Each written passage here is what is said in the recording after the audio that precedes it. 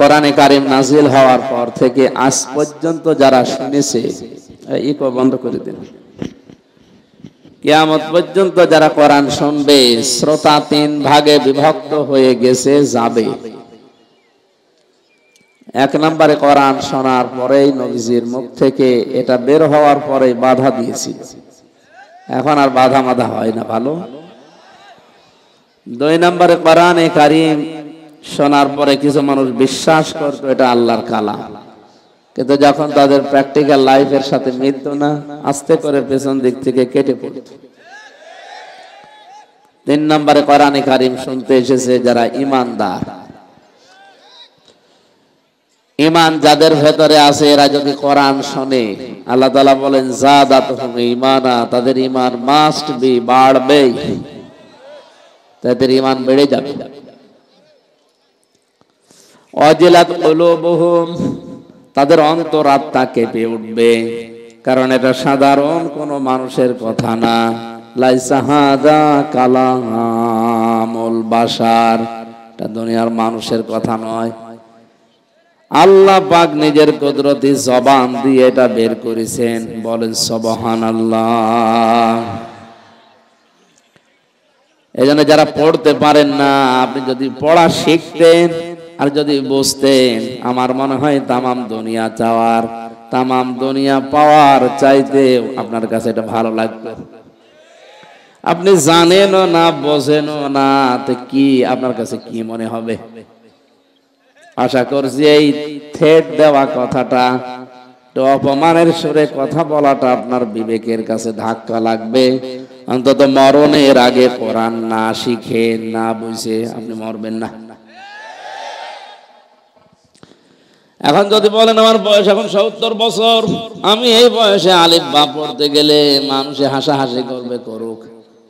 আপনি কিন্তু কোরআনে কারীম শেখার জন্য যদি বিসমিল্লাহির রহমানির রহিম এটা বলা আরম্ভ করে, আলিফ বা তা সা, কোরআন শেখার জন্য শব্দগুলো বলার সঙ্গে সঙ্গে আপনি হয়ে যাবেন তালেবে ইলম। আর নবীজি জানিয়েছেন, কোন তালবে ইলম যদি মারা যায়, ওর জীবনের কোন হিসাব জবাব দেওয়া লাগবে না, বিনা হিসাবে আল্লাহ জান্নাত দিয়ে দেবে। এইটার ইজ্জতে কোরআনের, আশা করছি আপনি শিখবেন এবং বুঝবেন। ইবাদতে যেমন কথা বলা যায় না, এদিক ওদিকে তাকানো যায় না, এটা যেহেতু ইবাদত, দিনের বেলা যদি আমাদের কষ্ট হচ্ছে, তারপরেও ইবাদত মনে করে ঘন্টা খানেক একটু শোনেন, 500 রাকাত নফল নামাজের সওয়াব আল্লাহ দিয়ে দেবেন। দরুদ আর সালাম পড়ছি আমাদের নবী মুহাম্মদুর রাসূলুল্লাহ সাল্লাল্লাহু আলাইহি ওয়াসাল্লামের প্রতি। এই কথা বলে কে গো? না, এটা ভিডিও হচ্ছে আজকে, কালকে সারা দেশে চলে যাবে, মানুষ জানবে যে সিরাজগঞ্জের মানুষ তো উল্টা পাল্টা। কথা বন্ধ করেন ভাই, ইশারায় করেন, কথা বলবেন না, দাঁড়িয়ে থাকে থাক। সবাইকে দেখা লাগবে কি আমাকে রূপ বেরিয়েছে, কি দেখবেন কি? এমনি শরীর চলছে না, জ্বর এসে শরীরের অবস্থা ভালো না। কোথায় আসছে সে? দিনাজপুর বিরল থেকে সারা রাত জার্নি করে এসে দিনের বেলায় করা এগুলো ঝামেলা। এত করে বললাম ডেট খালি নেই, আপনারা সামনে বছরে নেন। এরা না, আমাদের দিনের বেলায়, দিনের বেলায় তো আমাদের বেঁচে থাকা লাগবে নাকি? গরু দিয়ে চাষ করে খাবেন, গরু যদি মরে যায়, আমি তো তত কিছু বেঁচে থাকি। কোরআনের যে কোনো শব্দ ওর ভেতরে আল্লাহ শিক্ষা দিয়েছেন, তাছাড়া নাযিল করতেন না। আমি যে 3 নম্বরে ঈমানদারদের কথা বলতে গিয়ে, যারা ঈমান এনেছে ওদের সামনে কোরআন পড়লে ওয়াজিলাত কুলুবুহুম, তাদের অন্তরাত্মা, কলব, হৃদয়, হাড় যাই বলেন, এটা কেঁপে ওঠে। কি হয়? এই শব্দটা যদি আজ আমরা বাংলাদেশের মানুষ বুঝতাম,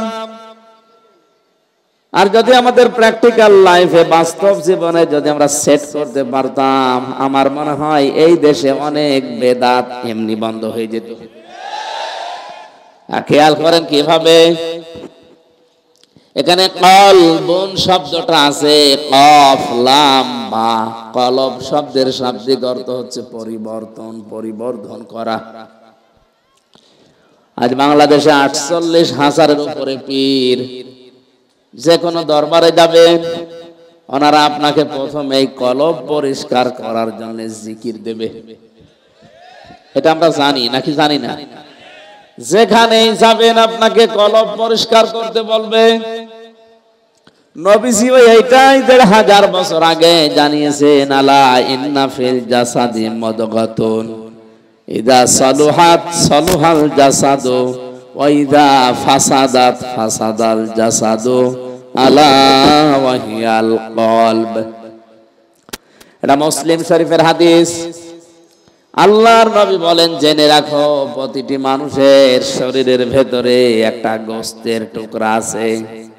এখানে যারা আলেম আছে তাদেরকে বলছি, আলা ইন্না ফিল জাসাদি, অবশ্যই মানুষের শরীরের ভেতরে, শরীর মানে নবীজি কিন্তু বলেন না আলা ইন্না ফিস সাদরি, যে মানুষের বুকের ভেতরে বা মাথার ভেতরে, পেটের ভেতরে। এ কথা আছে হাদিসে? নেই। আছে হচ্ছে আলা ইন্না ফিল জাসাদি, মানুষের এই ৩.৫ হাত বডির ভেতরে যে কোনো জায়গায় গোশতের টুকরাটা আছে। এটা যখন ভালো হয়ে যায় পুরা মানুষটা ভালো হয়ে যায়, আর এটা যখন খারাপ হয়ে যায়, নষ্ট হয়ে যায়, পুরা মানুষটাই খারাপ হয়ে যায়। শেষ কথা হাদিসের, আলা ওয়া হিয়াল কলব, উম্মতেরা জেনে রাখো ওইটার নাম কলব। নাম কি? আরো জোরে বলেন। এখান থেকে পীর সাহেবরা দলিল নিয়েছে, মানুষের কলব পরিষ্কার যদি না হয় লোকটা ভালো হবে না। এজন্য কলব পরিষ্কার করার জন্য আল্লাহর জিকিরের চাইতে বড় মাধ্যম আর নেই, বড় ঔষধও নেই। আল্লাহ রাব্বুল আলামিন বলেন, আলা বিযিকিরিল্লাহি তাতমাইন্নুল কুলুব। জেনে রাখো মানুষের অন্তরকে যদি প্রশান্ত করতে চাও, যদি নীরব করে দিতে চাও, শান্তি দিতে চাও, আল্লাহর জিকির ছাড়া অন্য কোনো ঔষধ নেই। এ জিকির কোরআনও হতে পারে, জিকির নামাজও হতে পারে, জিকির আল্লাহর আইনও হতে পারে, জিকির আল্লাহর স্মরণও হতে পারে। এখানে জিকির মানে আমরা বেশিরভাগ মানুষ জানি সুবহানাল্লাহ, আলহামদুলিল্লাহ, লা ইলাহা ইল্লাল্লাহ, আল্লাহু আকবার। এগুলো জিকির। এগুলো কি বলেন বলেন? পীর সাহেবরা এই কাজটা কাজে লাগিয়ে মানুষকে বলছে কলব পরিষ্কার করো। জিকির ছাড়া যেহেতু পরিষ্কার করা সম্ভব নয়, এই জন্য আপনি ধাক্কা মারবেন, কলব আছে কোথায় ওনারা নির্দেশ দিয়েছে। বাম স্তনের 2 আঙ্গুল নিচে যে গোশতের টুকরা আছে এইটার নাম কলব। এইটা যত জোরে ধাক্কা মারবেন পরিষ্কার হবে। আমি শিক্ষিত মানুষদেরকে বলছি, আল্লাহ পাক এখানে কলবের যে কথা দিয়েছেন তাদের কলব কেঁপে ওঠে। তাহলে কলবের কাজটা কি, তার অবস্থান কোথায়, কি করে সে, এইটা আপনাকে আগে জানা লাগবে। সূরা আরাফ 9 নম্বর পারার 13 নম্বর পৃষ্ঠার 4 নম্বর লাইনের 180 নম্বর আয়াতে, 79 নম্বর আয়াত দ্বিতীয় অংশে আছে এটা, লাহুম কুলুবুল লা ইয়াফকাহুনা বিহা। আল্লাহ পাক বলেন তাদের কলব আছে, হৃদয় আছে, কিন্তু এরা বোঝে না, চিন্তা করে না। দুনিয়ার সব কিছু চিন্তা করছে, আমি আল্লাহর কোরআন নিয়ে কোনো চিন্তা নেই। তাহলে আয়াত দ্বারা বোঝা যাচ্ছে কলবের একটা কাজ আছে, বোঝা, চিন্তা করা। কি করা বলেন না কেন? এটা ক্লাস চলছে, বিশ্ববিদ্যালয়ে ক্লাস নিত স্যারেরা 45 মিনিট, এটা একটা ক্লাস। তাহলে আমরা বুঝলাম আল্লাহর বাণী দিয়ে যে কলবের কাজ হচ্ছে চিন্তা করা। বলেন কি করা? আরো জোরে। এখন বাস্তবতায় আমরা দেখি মানুষ চিন্তা করে বুক দিয়ে না মাথা দিয়ে? হ্যাঁ, তাহলে 48,000 পীরের দরবার থেকে যে আওয়াজ আসছে, বাম স্তনের 2 আঙ্গুল নিচে যে গোস্তের টুকরা আছে এটার নাম কলব। যত জোরে ধাক্কা মারবেন এটা পরিষ্কার হবে। কোরআনের আয়াতের সাথে নবীর হাদিসের সাথে বাস্তবে মিলছে না। কারণ এই দুনিয়ায় পাগল জানে যে চিন্তা মানুষ বুক দিয়ে করে না, করে কি দিয়ে? আরো জোরে। হাদিসের যে ভাষা, আলা ইন্না ফিল জাসাদি মুদগাতুন, এ মুদগা শব্দের ব্যাখ্যা যদি আপনি করেন, বিশ্লেষণ করেন, দেখবেন বাবার স্ফলিঙ্গ দিয়ে দ্রুত গতিতে যে পানিটা বের হয়ে যায়, এ নাপাক পানিটা মায়ের রেহেমের ভেতরে জমা হওয়ার 40 দিন পরে ওইটা হয়ে যায় আলাক। কি হয়? আলাক মানে আমরা জানি মাটির নির্যাস, ঝুলন্ত জমাট বাঁধা রক্ত, যোগ যোগ ঝুলে থাকে না? বিজ্ঞান এখন দেখাচ্ছে মায়ের জরায়ুতে 40 দিন সন্তান ওই রেহেমের ভেতরে ঠিক গোশতের আকারে ঝুলে আছে। জমাট বাঁধা রক্তের পরে বাকি 40 দিনে হয় ওটা মুদগা। মুদগা এর আবার 3 নাম্বার, 4 নাম্বার, 5 নাম্বার, 6 নাম্বার প্রকার পর্যন্ত আছে। তাহলে দ্বিতীয় নাম্বার পয়েন্টে আমরা জানলাম আলাক থেকে মানুষকে বানানো হয় মুদগা। কি হয় বলেন না কেন? হাদিসের প্রথম অংশ ছিল কি, আলা ইন্না ফিল জাসাদি মুদগাতুন, অবশ্যই মানুষের শরীরের ভেতরে একটা গোশতের টুকরা আছে। এটা যেহেতু মাথা না, বুক না, পেট না, পিঠ না, কোন জায়গার নাম নবী বলেননি, এটা আমাদের গবেষণা করে বের করা লাগবে। কথা বলেন। যেহেতু কোন নির্ধারিত জায়গার নাম নবী বলেননি, হ্যাঁ শরীরের ভেতরে আছে।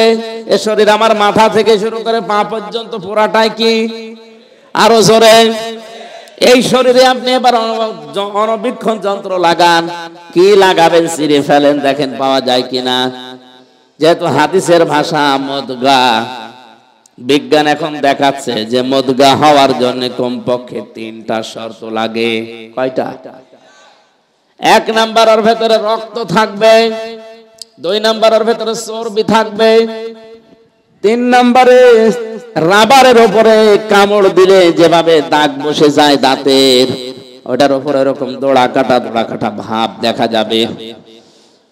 এখানে যারা আছেন, কোন বুড়া মানুষ যেটা মরে যাবে কয়দিন পর, ওর মাথা ভেঙে যদি মগজ নিয়ে আসেন, বাম স্তনের 2 আঙ্গুল নিচে কেটে যদি গোশতের টুকরা নিয়ে আসেন, হাদিসের সাথে বিজ্ঞানের সাথে মিলছে কোনটা বলেন তো? বলেন বলেন। মাথার মগজটা নিয়ে এসে দেখবেন ওর ভেতরে দোড়া কাটা ভাব পাওয়া যায়, ওর ভেতরে রক্ত পাওয়া যায়, চর্বি পাওয়া যায়। বুকের নিচে যেটা আছে, হ্যাঁ এর ভেতরে হয়তো রক্ত পাবেন, চর্বি পাবেন, দোড়া কাটা ভাব নেই। আর পাগল হয়ে দেশে জানবে এ দুনিয়ায় কেউ বুক দিয়ে চিন্তা করে না, সবাই চিন্তা করে মাথা দিয়ে। নবীজি যে বললেন ওই গোশতের টুকরা ভালো হয়ে গেলে পুরা মানুষ ভালো হয়ে যাবে, আর খারাপ হয়ে গেলে মানুষ খারাপ হয়ে যাবে, বোঝা যাচ্ছে মানুষের মাথা ভালো থাকলে মানুষটা ঘুষ খায় না। মানুষের মাথা পরিষ্কার থাকলে মানুষ জেনা করে না। আর আপনি সাবান দিয়ে আচ্ছা করে বুক ধুইলেন, পরিষ্কার করে ফেললেন, জেনা করবে না? এক কথা বলেন না কেন? আপনি চিন্তা করেছেন এই কথার লোড কত, ওজন কত?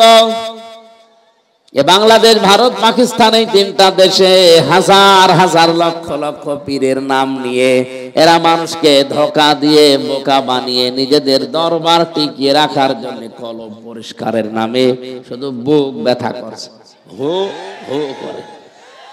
আরে ভাই, জিনিস তো ওখানে নেই। কারণ বুক দিয়ে মানুষ চিন্তা করে না, এটা ভালো হলে মানুষ ভালো হয় না, ভালো হওয়া লাগবে এটা। এখন যারা এই ব্যবসায় নিয়োজিত, ওরা আমারে ভালো বলবে, ওরা বলবে আমার ব্যবসা গেল। একবার ঝিনাইদহ এক মাহফিলে পীরের দরবার, আমি জানতাম না, আমারে নিয়ে তুলে দিয়েছে, বলছে শিরিকের বিরুদ্ধে কথা বলেন। ওখানে প্রবেশ করে দেখি পীর সাহেবকে মহিলারা সেজদা দিচ্ছে। মেজাজ গেল খারাপ হয়ে। শিরকের যত প্রকার আছে, শিরক বিল জাত, শিরক বিল সিফাত, শিরক বিল ইখতিয়ারা, শিরক বিল হুকুক, নাম ধরে ধরে ব্যাখ্যা আরম্ভ করলাম। পীর সাহেব ওখান থেকে বলছে আমার দরবার গেল গেল, তোর দরবার আজকে তুলে দেব। আপনার বিবেকে কি বলেন তো? এই বিষয়টা যদি আজ মানুষ বুঝতে পারে যে জিনিস এখানে নেই, আন্দাজে ধাক্কা দিয়ে আমার বুক ব্যথা করাচ্ছে, আমার তো পরিষ্কার করা দরকার। আমার ব্রেন, আমার এই মেধা, আমার এই মগজটা, এইটা পরিষ্কার হলে আমি ভালো হয়ে যাব। কথা বলেন না কেন? এটা পরিষ্কার করার জন্য যেটা দরকার ওইটা দেয় না। এদেশে শত শত বছর আগে যে পীর সাহেব গুলো ইসলাম নিয়ে এসেছিল, তাদের দরবারে মানুষ গেলেই তার আগে কোরআন তুলে দিত যে আল্লাহর বান্দা এই নাও, তুমি আল্লাহকে পেয়ে যাবা। কিন্তু দুঃখজনক হলেও সত্য, এখন তাদের অনেক উত্তরসূরি যারা পীর নামে আছে, তারা এখন দরবারে গেলে কোরআন দেয় না, বলে জিকির করবি। তাও সে জিকির জাতের জিকির হলে তো হয়, এমন জিকির দিয়েছে। চট্টগ্রামে এক মুরব্বী দেখি লাফাচ্ছে আর জিকির করছে। ডাক দিয়ে বললাম, মুরব্বী এত লাফান? আমারে ধাক্কা দিয়ে ফেলে দিয়ে বলছে, লাফায় মানে জিকির করছে? এত লাফিয়ে তো টেনশনে আছি জান্নাত পাবো কিনা। তুমি বসে বসে জান্নাত পাবা, তাড়াতাড়ি লাফাও। আমারে বলছে লাফাও। আমি শুধু হাসার জন্য বলি নাই, চিন্তা করেন তো, এ কথা যদি কালকেই মিডিয়ার মাধ্যমে সারা দেশে ছড়িয়ে যায়, হ্যাঁ আলেমদের ভেতরে এটা নিয়ে মতভেদ আছে, কেউ মাথা দিয়েছে, কেউ বুক দিয়েছে, ঠিক আছে, কিন্তু বাস্তবতায় কোরআনে হাদিসে বিজ্ঞানের সাথে মিলছে আমার মাথা। এ কথা ওরা যদি জানে, আর হাজার হাজার যারা মানুষ না বুঝে এতদিন যেত, ওরা তো দরবার ছেড়ে দেবে। বিশ্বাস করেন, ওই মানুষগুলো আমারে আর ভালো বলবে না, তখন বলবে সুর তুলে যে এই আল্লাহর ওলিদের বিরুদ্ধে। আরে ভাই, আল্লাহর ওলি কারা আপনি তো জানেনই না। আলা ইন্না আউলিয়াল্লাহি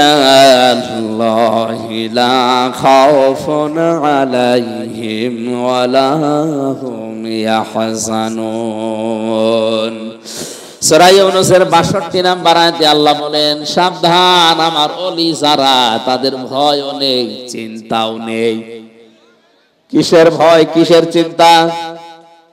আল্লাহর ওলি যারা, আল্লাহর বন্ধু যারা। আয়াতের ব্যাখ্যায় নবীজি বলেছেন, আল কাসিবু হাবিবুল্লাহ, যারা কাজ করে খায় এরা আল্লাহর বন্ধু। এই যে ক্ষেত খামারে যারা কাজ করছে, কাজটা ছোট না, অনেক বড় কাজ।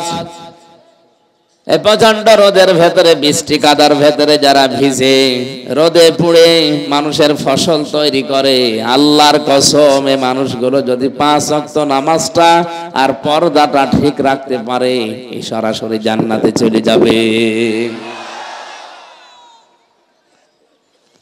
চট্টগ্রামের ময়দানে, বরিশালের ওখানে, ফরিদপুরের ওখানে যারা বিভিন্ন জায়গায় বসে শুধু হো হো করছে, ওর চাইতে যে লোকটাই সিরাজগঞ্জের মাঠে, আমরা এদেরকে আল্লাহর ওলি বলি না, আল্লাহর বন্ধু বলতে চাই না, অথচ হাদিস আল কাসিবু হাবিবুল্লাহ, যারা কাজ করে খায় এরা বন্ধু কার? বন্ধু মানে ওলি। ওলি মানে কি? তে সহজ কথাগুলো আপনি বোঝেন না কেন?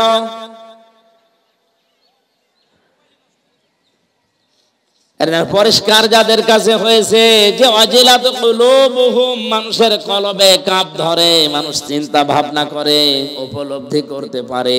ওয়াইদা সামিউ মা উনজিলা ইলার রাসূলি তারা আয়ুনাহুম তাফিদু মিনাদ দামি মিম্মা আরাফু মিনাল হক। এটা সূরা মায়েদার ভেতরে আছে, ৭ নাম্বার পারার ১ম নাম্বার পৃষ্ঠার ১ম নাম্বার লাইনের ৮৩ নাম্বার আয়াতের প্রথম অংশে পাবেন। আল্লাহ পাক বলেন, হে নবী, আপনার জবান থেকে যখন ওই মানুষগুলো কোরআন শুনবে, কিন্তু যারা উপলব্ধি করতে পারবে, এর মর্ম বাণীগুলো বুঝতে পারবে, আপনি দেখবেন ওই মানুষগুলোর চোখ দিয়ে অজান্তেই পানি গড়িয়ে পড়ছে। কোরআনের আলোচনায় সবার চোখে পানি আসে না, এটা বোঝার মতো যোগ্যতা আপনার থাকা লাগবে। সত্যি যদি আপনি বুঝে থাকেন যে আল্লাহকে বলতে চায় আর আমি কি বুঝি, উপলব্ধি করার, যদি মর্মবাণীগুলো উপলব্ধি করার মতো যোগ্যতা আপনার থাকে, পিটানো লাগবে না, এমনি আপনি কাঁদবেন। এই জন্য ইমানদার যখন কোরআন শোনে ওদের অন্তরাত্মা কেঁপে ওঠে, ওদের ইমান আল্লাহ চাছিল আরো বাড়িয়ে দেয়। ওয়া আলা রাব্বিহিম ইয়াতাওয়াক্কালুন। ওই মানুষগুলো সর্বশেষ বাড়ি যাওয়ার আগে একমাত্র ভরসা করব আল্লাহর উপরে, এই সিদ্ধান্ত নিয়ে বাড়ি যায়। জোরে বলেন সুবহানাল্লাহ। আল্লাহ আমাদেরকে এভাবে কোরআনে কারীম শোনার বোঝার মতো তৌফিক যেন দান করেন, বলেন আমিন।